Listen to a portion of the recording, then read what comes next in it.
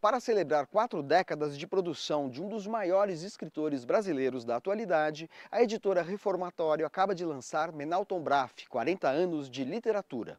Organizado por Roseli Braff, o livro é uma antologia de contos do escritor gaúcho radicado em São Paulo, que conversou com Entre Linhas sobre sua trajetória.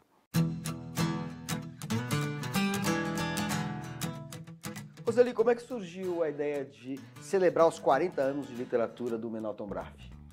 Em 84 foi o ano em que o Menalton, ainda Salvador, publicou os primeiros livros, um de contos e o romance. E aí eu pensei que 40 anos na labuta da literatura no Brasil mereciam uma comemoração.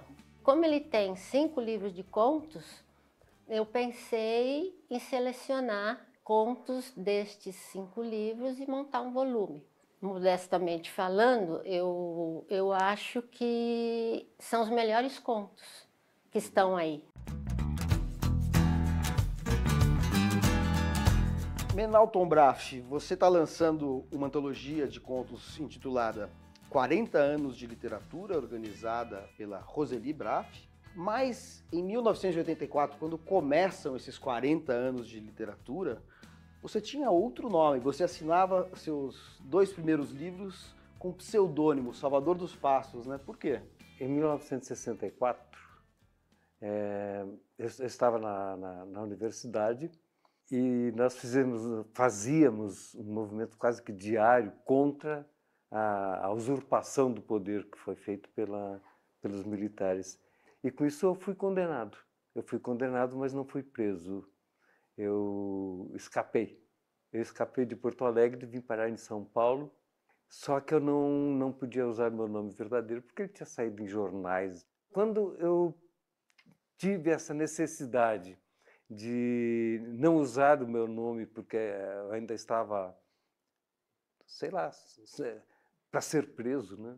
Então eu escolhi o nome desse bisavô, que era uma pessoa bem rústica, uma pessoa da roça e que gostava de poesia. O que dos primeiros livros escritos como Salvador dos Passos a gente encontra nos livros A Partir de A Sombra do Cipreste?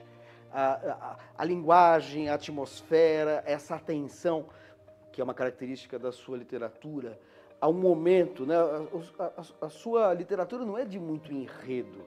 Os enredos são meio elípticos. O que interessa é a sensação, a crispação do momento, a descrição que é ao mesmo tempo exterior e interior, né? Sim. É algo que é transversal na sua obra, embora alguns livros tenham um desenvolvimento de enredo maior. Mas, em geral, a tônica é essa, né? Engraçado, é assim que eu gosto de ler. Nesse sentido, em todos os sentidos literários, para mim, o grande romancista brasileiro é Machado de Assis, o maior, na minha opinião, o maior. E é alguma coisa assim que, lendo o Machado de Assis, é uma coisa que a gente vai se impregnando daquilo, de trabalhar a interioridade, trabalhar mais o que está por dentro do que a ação visível, né? Mais o invisível do que o visível. Na Muralha de Adriano, eu quis falar assim das muralhas, os impedimentos. Às vezes a muralha sou eu mesmo que me imponho uma muralha. Existem as muralhas verdadeiras, né? As muralhas físicas, materiais, né? E falando em muralhas reais, enfim, sociais, econômicas, a gente também tem livros em que essa perspectiva centrada nessa interioridade, nessa subjetividade que você elabora, livros que tratam de questões mais, vamos dizer assim, factuais, né? Eu vou pensar num livro aqui, por exemplo, como Além do Rio dos Sinos, que foi o livro que teve o prêmio mais importante, que é o Prêmio Machado de Assis da Biblioteca Nacional, que é um romance, de certa maneira, dentro da sua obra, o mais social, de alguma forma. Sim. Né? E é um retorno também ao Rio Grande do Sul, né? Chegou uma hora que eu tive vontade de voltar a uma região que eu não visitava desde os 10, 12 anos, por aí. E era a região de onde saíram os meus pais, os meus tios, meus primos, todo mundo, meus avós, eram todos dessa região. Do Rio dos Sinos. Do Rio dos Sinos. A diferença do nível o padrão de vida das pessoas da várzea comparando com as pessoas do morro. Então, a questão social lá no Rio dos Sinos é uma questão geográfica, porque no morro não dá nada, é só pedra, mato, urze, é muito difícil. Foram coisas assim que eu percebi nessa viagem, né? Eu não pensava em escrever um livro, né? Mas eu cheguei em casa, sonhava com aquilo, eu pensava naquilo.